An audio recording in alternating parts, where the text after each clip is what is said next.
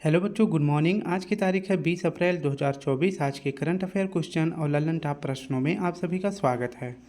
यह current affair question Kumar Gaurav sir के current affair से लिया गया है, जिसमें आप सभी को करंट अफेयर क्वेश्चन साथ में उसकी व्याख्या और ललन टॉप प्रश्न देखने को मिलेगा। तो चलिए 20 अप्रैल के दैनिक समसमाई सभी प्रतियोगी परीक्षाओं के लिए महत्वपूर्ण प्रश्न को सॉल्व करते हैं, जिसका पहला प्रश्न है, हाल ही में किस देश में स्थित माउंट रुआंग ज्वालामुखी में भयंकर विस्फोट हुआ है? माउंट रुआंग ज्वालामुखी में भयंकर विस्फोट हुआ है, यह किस देश से संबंधित है? तो माउंट रुआंग ज्वालामुखी कहाँ पाया जाता है? तो यह पाया जाता है इंडोनेशिया में। इसके बारे में व्याख्या देखें तो माउंट रुआंग ज्वालामुखी यह किस द्वीप पर है? तो यह सुलावेसी द्वीप पर है, जो कि इंडोनेशिया का द्वीप है। यहाँ से जब यहाँ पे विस्फोट हुआ तो यहाँ से जो है 11,000 प्लस निवासी को जो है विस्थापित यानी कि हटा दिया गया। इस द्वीप से 11,000 प्लस लोगों को हटा के दूसरे स्थान पर से पहुँचाया गया है। इसे आप याद रखेंगे। इंडोनेशिया में जो है अधिकतर ज्वालामुखी, भूकंप और आपका सुनामी, ये सभी घटनाएं बहुत ही ज़्यादा होती हैं, क्योंकि जो इंडोनेशिया देश है ये प्रशांत अग्नि मेखला के अंतर्गत स्थित है। तो याद रखेंगे, यहाँ पे इंडोनेशिया में अधिकतर भूकंप, ज्वालामुखी, सुनामी क्यों आते हैं? क्योंकि इंडोनेशिया का जो देश है, द्वीप है, ये किसके अंतर्गत आते हैं? तो ये प्रशांत अग्नि मेखला यानी जो है रिंग ऑफ फायर के अंतर्गत आते हैं। ये आपको याद रखना है। अगर बात करें कि इंडोनेशिया की राजधानी वर्तमान में क्या है, तो जकार्ता है। और जकार्ता जो है किस द्वीप पर स्थित है? तो जावा द्वीप पर स्थित है। फ्यूचर में जो है इंडोनेशिया की राजधानी क्या होने वाली है? नुसंतारा होगी, जो कि बोर्नियो द्वीप पर नुसंतारा स्थित है। ये आपको याद रखना है। ये है आपका माउंट रुआंग ज्वालामुखी। ठीक है, कहाँ पे है? तो ये इंडोनेशिया के सुलावेसी द्वीप पर स्थित है। दूसरा प्रश्न देखें तो, हाल ही में देश के नौसेना प्रमुख पद पर किसे नियुक्त करने की घोषणा की गई है? अभी इनका कार्यकाल जो है अप्रैल से स्टार्ट होगा। अप्रैल लास्ट से जो है इनको पद पे तैनात किया जाएगा। तो आपको बताना है कि वर्तमान में जो है नौसेना प्रमुख पद पर किसे नियुक्त करने की घोषणा की जाएगी। तो इसका सही जवाब हो जाएगा दिनेश कुमार त्रिपाठी जी को। अगर बात करें कि भारत में 3 सेनाएं हैं, एक तो थल सेना, वायुसेना और नौसेना। तो थल सेना दिवस कब मनाया जाता है? 15 जनवरी को। थल सेना के प्रमुख कौन हैं? तो मनोज पांडे जी हैं। वायुसेना दिवस कब मनाया जाता है? 8 अक्टूबर को। और वायुसेना के प्रमुख हैं विवेक राम चौधरी जी। नौसेना दिवस 4 दिसंबर को मनाया जाता है। इसके प्रमुख अभी वर्तमान में कौन है? आर हरि कुमार हैं। इनके स्थान पे जो है 30 अप्रैल को आर हरि कुमार रिटायर हो जाएंगे, 30 अप्रैल 2024 को। और आर हरि कुमार के स्थान पर कौन आएंगे? नौसेना अध्यक्ष तो दिनेश कुमार त्रिपाठी जी आएंगे। ये आपको याद रखना है। तो तीनों सेनाओं के अध्यक्ष जो हैं उनको याद करके रखना है। अभी वर्तमान में कौन है? तो आर हरि कुमार हैं नौसेना के अध्यक्ष। 30 अप्रैल 2024 से ये रिटायर हो जाएंगे आर हरि कुमार, फिर उनके जगह पे आ जाएंगे दिनेश कुमार त्रिपाठी। ठीक है, तो ये हैं दिनेश कुमार त्रिपाठी जी। अब कुछ महत्वपूर्ण पदों पर जो अध्यक्ष नियुक्त हैं उनके बारे में देख लेते हैं। जैसे राष्ट्रीय महिला हॉकी टीम के कोच कौन बनाए गए हैं? हरेंद्र सिंह बनाए गए हैं। अनीस शाह कौन है? तो ये फिक्की के अध्यक्ष बनाए गए हैं। हीरालाल सामरिया मुख्य सूचना आयुक्त बने हैं। अरविंद पनघड़िया ये 16वें वित्त आयोग के अध्यक्ष बनाए जाएंगे। किशोर मकवाना राष्ट्रीय अनुसूचित जाति के अध्यक्ष बनाए गए हैं। अजय मानिकराव ये लोकपाल पद के अध्यक्ष बने हैं। ज्ञानेश और सुखविंदर ये चुनाव आयुक्त हैं। कौन है? तो ज्ञानेश और सुखविंदर ये चुनाव आयुक्त हैं। अगर बात करें कि मुख्य चुनाव आयुक्त कौन है, तो राजीव कुमार जी हैं। तीसरा प्रश्न हमारा है, हाल ही में भारत ने ब्रह्मोस सुपरसोनिक क्रूज मिसाइल प्रणाली की पहली खेप किसे निर्यात की है? यानी भारत ने ब्रह्मोस मिसाइल किसे दी है, जिसका पहला खेप किसे भेजा गया है? तो यह भेजा गया है फिलीपींस को। ऑप्शन डी सही हो जाएगा। भारत और फिलीपींस के बीच कुछ दिनों पहले जो है समझौता हुआ था ब्रह्मोस मिसाइल को लेकर। ठीक है, इसके लिए जो है फिलीपींस जो है भारत को $375 मिलियन में ब्रह्मोस मिसाइल के साथ समझौता किया था। यानी भारत को $375 मिलियन फिलीपींस देगा, इसके बाद भारत जो है फिलीपींस को ब्रह्मोस मिसाइल देगा। अगर बात करें इसकी जो है ब्रह्मोस की पहली जो है खेप जो है निर्यात की गई है, जो कि किस विमान से? तो C-17 ग्लोब मास्टर परिवहन विमान से इसको निर्यात किया गया है। कहाँ पे? फिलीपींस में। अब बात करें सुपरसोनिक मिसाइल, इसका स्पीड, अगर इसकी स्पीड की बात करें तो 1 से 5 मैक के बीच जो है सुपरसोनिक मिसाइल की स्पीड होती है। अगर बात करें सुपरसोनिक की स्पीड कितनी है तो 2.8 मैक है, ये आपको याद रखना है। और क्रूज मिसाइल का मतलब होता है फायर एंड फॉरगेट, यानी किसी पर आपने अपने निशाने को लॉक कर दिया, फिर इसके बाद अगर मान लीजिए वो टारगेट इधर उधर भागता है तो ये जो क्रूज मिसाइल होती है उसी के पीछे पीछे तब तक भागे जब तक उसको नष्ट ना कर दे। ठीक है, तो ये आपको याद रखना है। सुपरसोनिक का मतलब होता है कि जिसकी स्पीड जो है ध्वनि से तेज हो। तो इसकी कितनी है सुपरसोनिक, ब्रह्मोस सुपरसोनिक मिसाइल की स्पीड है 2.8 मैक। और यह किस प्रकार की मिसाइल है तो क्रूज मिसाइल है, यानी कि दागों और भूल जाओ की प्रणाली पर यह कार्य करता है। इसका पहला खेप किसे दिया गया है, फिलीपींस को दिया गया है। किस विमान से भेजा गया है ये आपको याद रखना है। ठीक है, तो C-17 ग्लोब मास्टर परिवहन विमान है, ये भी आपको याद रखना है। ब्रह्मोस मिसाइल का निर्माण अगर पूछे किसने किया है, भारत और रूस ने किया है। किसने किया है, भारत और रूस ने ब्रह्मोस मिसाइल का निर्माण किया है। फिलीपींस को क्यों भारत ने यह दिया है ब्रह्मोस मिसाइल, क्योंकि फिलीपींस और चीन के बीच में विवाद है दक्षिणी चीन सागर का। ठीक है, तो दक्षिणी चीन सागर पे अधिकतर अपना अधिकार चीन बताता है, और इसी पर जो है फिलीपींस के बीच और चीन के बीच विवाद बना हुआ है। 9 डैश लाइन किस सागर से संबंधित है, 9 डैश लाइन किस सागर से संबंधित है तो यह दक्षिणी चीन सागर से संबंधित है। फिलीपींस की राजधानी का नाम है मनीला, और यह किस पर स्थित है, किस द्वीप पर, तो लुजोन द्वीप पर फिलीपींस की राजधानी मनीला स्थित है। ADB एशियन डेवलपमेंट बैंक का मुख्यालय कहाँ पे है तो यह मनीला में है। रेमन मैग्सेसे अवार्ड जो है ये कहाँ दिया जाता है तो यह फिलीपींस की राजधानी मनीला में दिया जाता है।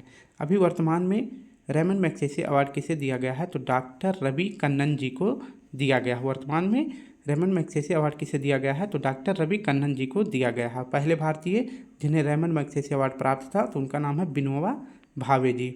अंतर्राष्ट्रीय चावल अनुसंधान केंद्र कहाँ पर स्थित है तो यह मनीला में स्थित है।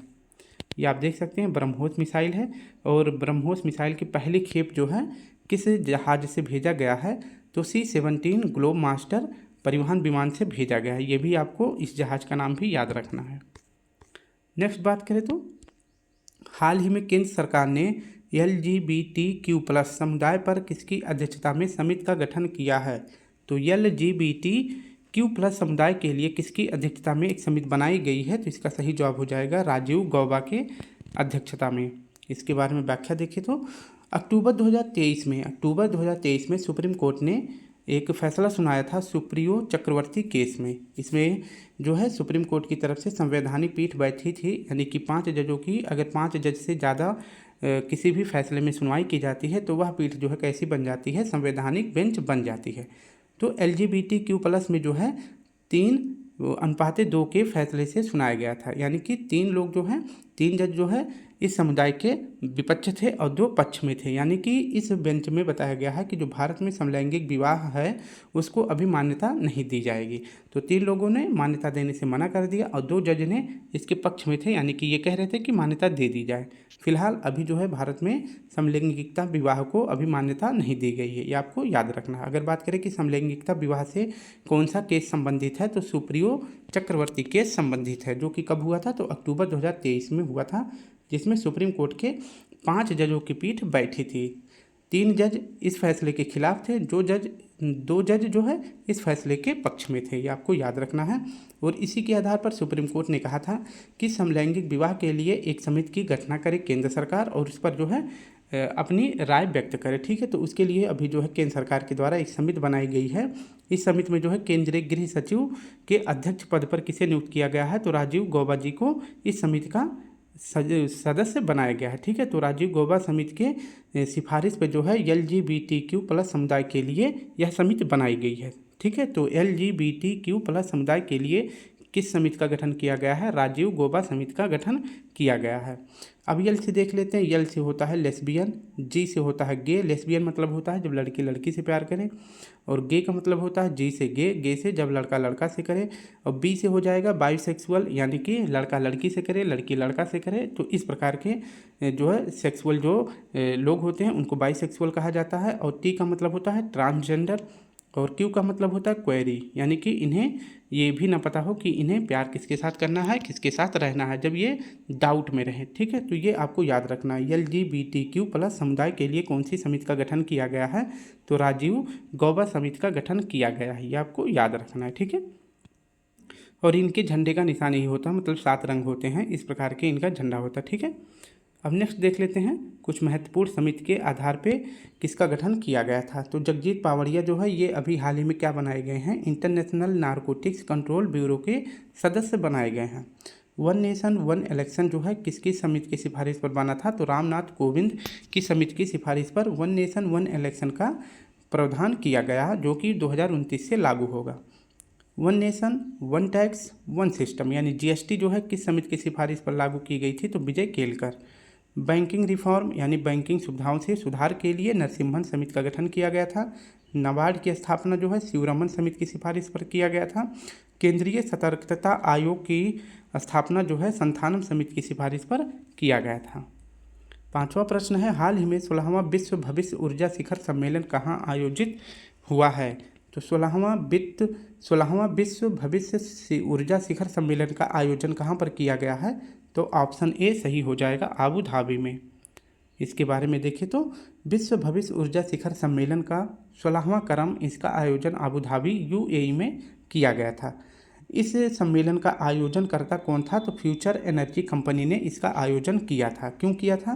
क्योंकि नवीकरणीय ऊर्जा को बढ़ावा देने के लिए, ताकि जो मौसम परिवर्तन जो लगातार जो है मौसम में देख रहे हैं कि गर्मी ज़्यादा हो रही है, तो वायुमंडल में जो है गर्मी बढ़ रही है, तो इन्हीं सबको कंट्रोल करने के लिए विश्व भविष्य ऊर्जा शिखर सम्मेलन का आयोजन आबू धाबी में किया गया था। 16वें क्रम का था, जिसका आयोजन किसने किया था? तो फ्यूचर एनर्जी कंपनी ने किया था, नवीकरणीय ऊर्जा को बढ़ावा देने के लिए। ठीक है, तो ये आपको याद रखना है। ठीक है, वर्ल्ड फ्यूचर एनर्जी समिट कहाँ हुआ था? आबू धाबी में 2024 का। COP 28 का आयोजन कहाँ पे किया गया था? Conference of parties. इसकी अध्यक्षता 2024 में किसने करी थी? UAE ने करी थी, ये आपको याद रखना था। और इसके हेड कौन बनाए गए थे? तो डॉक्टर सुल्तान अल जावेद बनाए गए थे। COP 27 का आयोजन कहाँ हुआ था? शर्म अल शेख जगह पे, जो कि मिस्र का एक जगह है। भारत और UAE के बीच में कौन सा अभ्यास होता है? तो डेजर्ट साइक्लोन और जावेद तलवार, ये दोनों अभ्यास जो है भारत और UAE के बीच में होता है। 6ठा प्रश्न है, हाल ही में GI टैग प्राप्त तिरंगी बर्फी और धलुआ मूर्ति धातु शिल्प का संबंध किससे है? तो GI टैग प्राप्त जिसे अभी हाल में GI टैग दिया गया है, एक तो दिया गया है तिरंगी बर्फी को, इसके बाद धलुआ मूर्ति धातु शिल्प को। तो ये दोनों प्रोडक्ट जो है किस जिले से संबंधित है? तो यह वाराणसी से संबंधित है। इसके बारे में व्याख्या देखें तो अभी फिलहाल जो है सबसे ज़्यादा GI टैग किस राज्य के पास है? तो उत्तर प्रदेश के पास है, 75 GI टैग प्राप्त है, जो कि सबसे ज़्यादा है। दूसरे नंबर पर तमिलनाडु है। अभी जो है उत्तर प्रदेश के 6 उत्पादों को जो है GI टैग दिया गया था। कुछ महत्वपूर्ण जिनमें से है उसको पढ़ लेते हैं। जैसे हो जाता है आपका 6 उत्पादों में बर्फ़ी, तिरंगी बर्फ़ी जो है ये कहाँ का है? वाराणसी का है।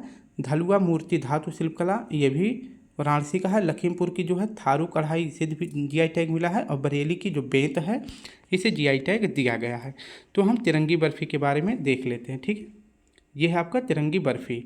इसका जो है उल्लेख कहाँ से, मतलब ये कब से बन रहा है? तो ये भारत में बन रहा है जब से क्विट मूवमेंट यानी भारत छोड़ो आंदोलन लेनिनलिथगो के समय में शुरू किया गया था, तभी से जो है ये बर्फ़ी का निर्माण किया गया था। यानी कि आप इस तरह का तिरंगे वाली बर्फ़ी खाइए, आपके अंदर क्रांति की भावना उत्पन्न होगी, ऐसे कुछ मान के जो है इसको बनाया गया था। ठीक है, कि भारत छोड़ो आंदोलन में इसे खाइए और अपने अंदर जो है क्रांति की भावना को जागृत करिए और मैदान में कूद जाइए। तो आपको याद रखना है तिरंगे बर्फ़ी कहाँ का है? तो वाराणसी का है। GI टैग के बारे में पढ़ लेते हैं। GI टैग का एक्ट कब आया था? तो 1999 में आया था। और लागू कब हुआ था? तो लागू होने का वर्ष था 2003 में लागू हुआ था। और GI टैग जो है किस मंत्रालय के द्वारा दिया जाता है? तो वाणिज्य एवं उद्योग मंत्रालय के द्वारा दिया जाता है। पहली बार GI टैग कब दिया गया था? तो 2004 में दिया गया था पश्चिम बंगाल के दार्जिलिंग चाय को। ठीक है, तो दार्जिलिंग चाय कहाँ का है? वेस्ट बंगाल का है, ये आपको याद रखना है। और GI टैग जो है कितने वर्षों के लिए दिया जाता है? 10 वर्षों के लिए GI टैग दिया जाता है। 7वां प्रश्न है, हाल ही में स्काई ट्रैक्स के सर्वश्रेष्ठ हवाई अड्डा स्टाफ पुरस्कार से किसे सम्मानित किया गया है? तो स्काई ट्रैक्स के सर्वश्रेष्ठ हवाई अड्डा स्टाफ पुरस्कार से किसे सम्मानित किया गया है? तो ऑप्शन डी सही हो जाएगा। इसके बारे में व्याख्या देखें तो स्काई ट्रैक्स जो है इस साउथ एशिया का सर्वश्रेष्ठ हवाई अड्डा पुरस्कार प्रदान किया गया है GMR हैदराबाद हवाई अड्डा को। ये आपको याद रखना है। स्काई ट्रैक्स के अनुसार सर्वश्रेष्ठ हवाई अड्डा का पुरस्कार साउथ एशिया में किस एयरपोर्ट को दिया गया है, तो GMR हैदराबाद। आपको सिर्फ हैदराबाद करके याद रखना है, ठीक है। अगर बात करें वर्ल्ड का बेस्ट एयरपोर्ट कौन सा है, तो चांगी हवाई अड्डा है और यह हवाई अड्डा कहाँ पे है, सिंगापुर का है। वर्ल्ड का सबसे व्यस्ततम हवाई अड्डा कौन सा है, तो यह है अटलांटा, जो कि USA का हवाई अड्डा है। तो विश्व का सबसे व्यस्त हवाई अड्डा कौन सा है, अटलांटा है, यह आपको याद रखना है। दूसरे नंबर पर बात करें तो दुबई का है। फिलहाल अभी दुबई में बारिश की वजह से यहाँ पे बिल्कुल भी सारे मतलब क्षेत्र में प्रभावित हो चुका है, सारा क्षेत्र जो है दुबई का प्रभावित हो चुका है, याद रखना है, ठीक है। तो सबसे बेस्ट अटलांटा और दूसरे नंबर पर दुबई एयरपोर्ट है। और भारत की अगर बात करें कि भारत का सबसे व्यस्ततम हवाई अड्डा कौन सा है, तो इंदिरा गांधी अंतर्राष्ट्रीय हवाई अड्डा है और यह कहाँ पे है, तो यह दिल्ली में है। नेक्स्ट बात करें तो 8वें प्रश्न का, हाल ही में चर्चा में रहे संस्मरण जस्ट ए मर्सिनरी का संबंध किससे है, तो यह एक बुक है जस्ट ए मर्सिनरी। यह किसकी बुक है, तो इसका सही जवाब हो जाएगा option A D Subba Rao ji का। ये भारत के पूर्व गवर्नर भी रह चुके हैं, ठीक है। जस्ट ए मशीनरी बुक किसकी है, तो D सुब्बा राव जी की है। ये भारत के पूर्व गवर्नर थे। इसमें जो है इस बुक में किसका उल्लेख किया गया है, तो केंद्रीय बैंक यानी कि RBI के बारे में और सरकार के संबंध का उल्लेख किया गया है, यानी केंद्र सरकार और RBI के बीच किस प्रकार के संबंध है, उसी का उल्लेख जो है जस्ट ए मशीनरी बुक में किया गया है। और यह बुक किसका है, तो D सुब्बा राव जी का है और ये भारत के पूर्व गवर्नर भी रह चुके हैं। रघुराम राजन ये भी जो है भारत के पूर्व गवर्नर रह चुके हैं और इनका जो है अगर बात करें इनकी बुक का क्या नाम है, तो I do what I do इनकी पुस्तक का नाम है। बिमल जलान ये भी भारत के पूर्व गवर्नर हैं और इनकी 2 पुस्तकें हैं, दोनों याद रखनी है आपको, from dependence to self reliance और दूसरी है द फ्यूचर ऑफ इंडिया। तो ये दोनों पुस्तक किसकी है, बिमल जलान जी की है। नाइफ पुस्तक किसकी है, तो नाइफ है सलमान रुश्दी जी की। इनके ऊपर जब चाकू से हमला किया गया था तो उसी का उल्लेख जो है अपनी बुक नाइफ में किया है। मिडनाइट चिल्ड्रन और विक्ट्री सिटी ये दोनों पुस्तक किसकी है, तो ये दोनों पुस्तक भी सलमान रुश्दी जी की है। अभी कुछ दिनों पहले मैंने बताया था कि द आइडिया ऑफ डेमोक्रेसी पुस्तक किसकी है, तो यह है सैम पित्रोदा जी की। और इस बुक में किसका उल्लेख किया गया है, तो विश्व का सबसे प्राचीनतम लोकतंत्र वाला देश कौन सा है, तो USA है, इसका उल्लेख किया गया था। और विश्व का सबसे बड़ा लोकतंत्र वाला देश इंडिया है, तो इन दोनों देशों का उल्लेख किया गया था, ठीक है। तो द आइडिया ऑफ डेमोक्रेसी में किसका वर्णन है, तो विश्व के सबसे पुराने लोकतंत्र जो कि USA का है इसका उल्लेख है। और विश्व का सबसे बड़ा लोकतांत्रिक देश भारत है, तो इसका भी उल्लेख किया गया था। यह पुस्तक किसकी है, तो सैम पित्रोदा जी की है। यह है D सुब्बा राव जी की पुस्तक का नाम जो है जस्ट ए मर्सिनरी, ये आपको याद रखना है। नेक्स्ट बात करें तो 9वां प्रश्न है हमारा, हाल ही में जनरल मनोज पांडे ने किस देश में हाईटेक IT लैब का उद्घाटन किया है, तो जनरल मनोज पांडे जी ने किस देश में हाईटेक IT लैब का उद्घाटन किया है, तो इसका सही जवाब हो जाएगा ऑप्शन C उज्बेकिस्तान में। इसके बारे में व्याख्या देखें तो हाईटेक IT लैब का शुभारंभ कहाँ पर किया गया है, उज्बेकिस्तान में किया गया है। और इसका शुभारंभ या उद्घाटन किसने किया है, मनोज पांडे जी, जो कि वर्तमान में थल सेना प्रमुख हैं। इसका उद्देश्य क्या है, इस हाईटेक IT लैब का शुभारंभ करने का उद्देश्य है साइबर अपराध को रोकना, इसका उद्देश्य है। अगर बात करें कि भारत में पहले CDS कौन थे, तो जनरल बिपिन रावत जी थे, जिनका जो है शहीद हो गए थे हेलीकॉप्टर दुर्घटना में। और वर्तमान में यानी दूसरे CDS कौन बनाए गए हैं, अनिल चौहान जी बनाए गए हैं। तो हाईटेक IT लैब का शुभारंभ कहाँ किया गया है, उज्बेकिस्तान में, किसके द्वारा, मनोज पांडे जी के द्वारा, जो कि थल सेना के प्रमुख हैं। भारत और उज्बेकिस्तान के बीच में कौन सा अभ्यास होता है, तो डस्टलिक अभ्यास होता है।